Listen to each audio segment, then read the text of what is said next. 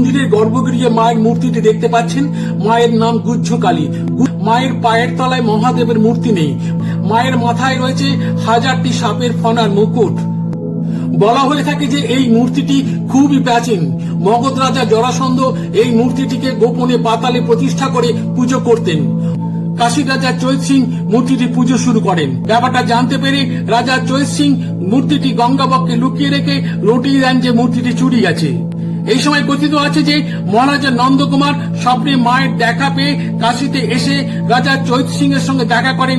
চৈত সিং সানন্দে সেই মূর্তিটি তাকে দান করেন। কালী মায়ের মন্দির দর্শনে এই মন্দিরটি প্রতিষ্ঠা করেছিলেন মহারাজা নন্দকুমার। মহারাজা নন্দকুমারের কথা আমরা সকলেই জানি। ইংরেজ শাসক ওয়ারেন হেস্টিংস যাকে অন্যায়ভাবে চক্রান্ত করে ফাঁসিয়ে দিয়েছিলেন এবং বিচারে তার ফাঁসির আদেশ হয়েছিল। নমস্কার বন্ধুরা, আমরা কয়েকজন গত দুর্গাপুজোর পর তারাপীঠ যাবার উদ্দেশ্যে সকাল 7টার মধ্যে পৌঁছে গিয়েছিলাম শিয়ালদা স্টেশনে। সকাল 7:20 মা তারা এক্সপ্রেস ধরবো বলে। সেদিন সকাল থেকে আকাশটা মুখ গোমড়া করে বসেছিল। প্রথমে তো একটু চিন্তায় পড়ে গিয়েছিলাম সকালবেলা বাড়ি থেকে বেরোনোর সময় যদি বৃষ্টি বাদলা হয়। যাই হোক, বাড়ি থেকে সকাল সকাল বেরিয়ে ভালোই পৌঁছে গিয়েছিলাম শিয়ালদা স্টেশনে। পথে কোনো বৃষ্টি পাইনি মা তারার কৃপায়।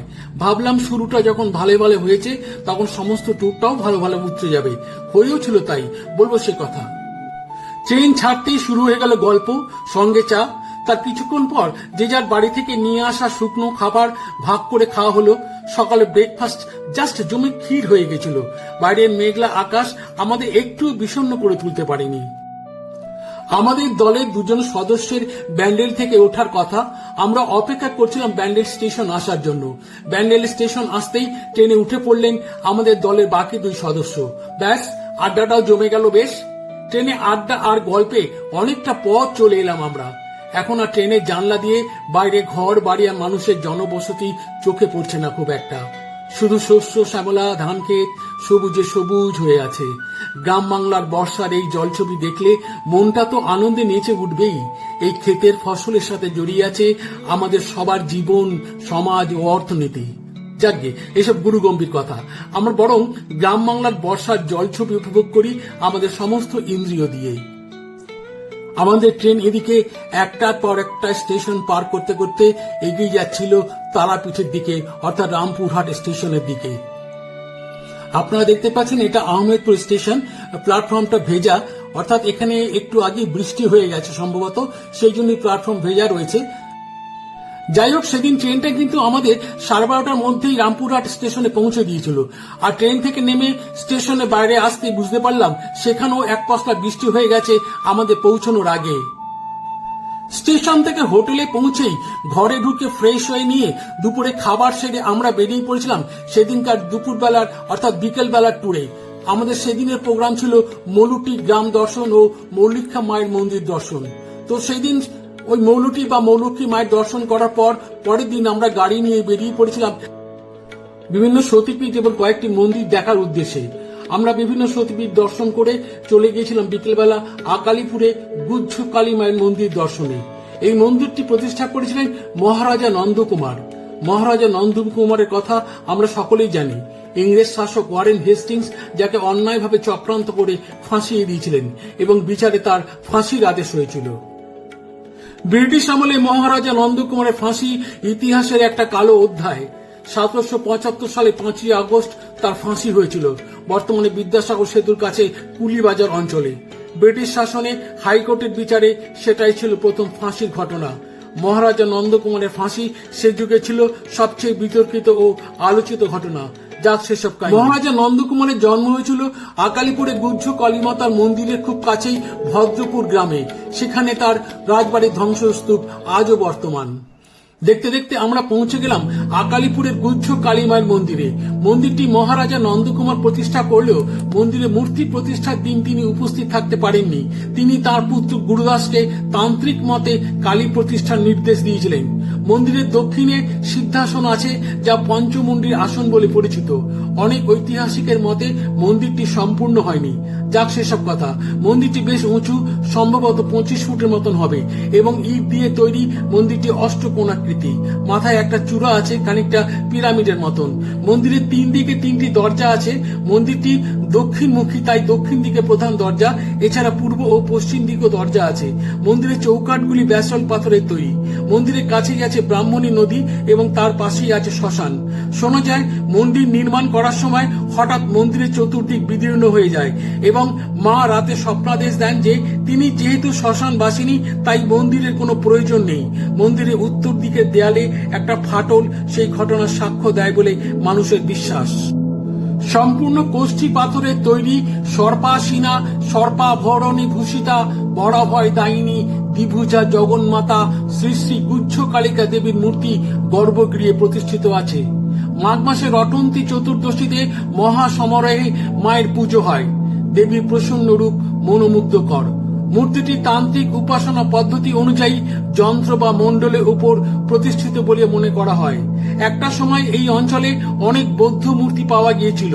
সেই থেকে মনে করা হয় এইসব অঞ্চলে বৌদ্ধ তন্ত্রযানের একটা প্রধান কেন্দ্র ছিল। পরে হিন্দু, তান্ত্রিক, শৈব ও বৈষ্ণবদের প্রতিপত্তি বেড়ে গিয়েছিল।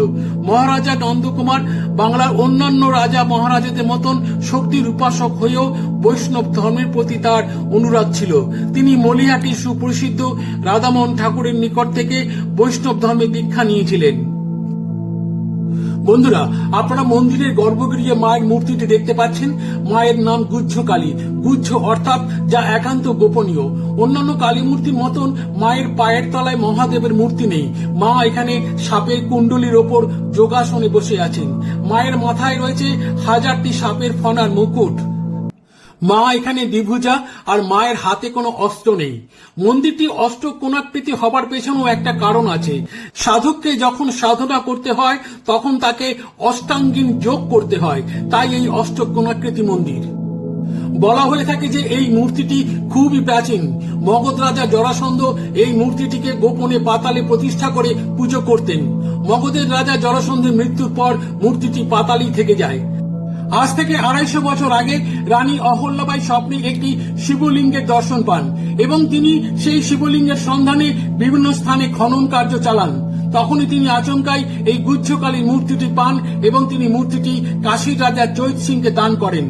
কাশীর রাজা চৈত সিং মূর্তিটি পুজো শুরু করেন। তবে সেই সময় কাশীতে থাকা ওয়ারেন হেস্টিংসের নজরে পড়ে যায় মূর্তিটি। তিনি পরিকল্পনা করেন মূর্তিটি ইংল্যান্ডে পাঠিয়ে দেবার। ব্যাপারটা জানতে পেরে রাজা চৈত সিং মূর্তিটি গঙ্গাবক্ষে লুকিয়ে রেখে রটিয়ে দেন যে মূর্তিটি চুরি গেছে।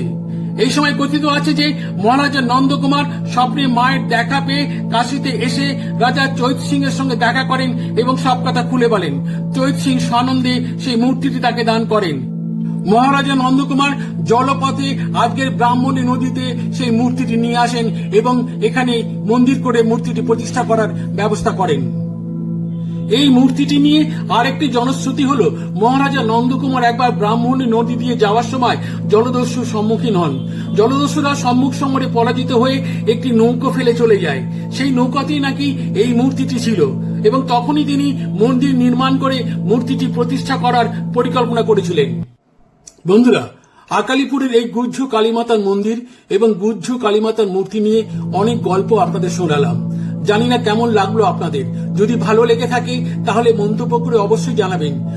বন্ধুরা, পর্দায় এবার মন্দিরের সামনের চত্বরটা আপনাদের দেখাবার চেষ্টা করছি। আপনারা দেখছেন যে 2-1টি পুজো সামগ্রিক দোকান রয়েছে, কিন্তু সেখানে কোনো ভক্তদের কোনো ভিড় নেই, কারণ সেই সময় মন্দির ছিল বন্ধ।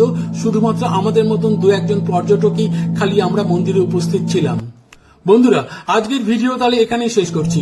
আর একটা অনুরোধ, আমার চ্যানেলটি একেবারে নতুন চ্যানেল, তাই আপনাদের কাছে একান্ত অনুরোধ আপনারা সবাই চ্যানেলটিকে সাবস্ক্রাইব করে আমার পাশে থাকবেন এবং নতুন নতুন আকর্ষণীয় ভিডিও উপহার দিতে আমাকে উৎসাহিত করবেন। আপনারা সবাই ভালো থাকবেন, সুস্থ থাকবেন এবং আনন্দে থাকবেন। নমস্কার।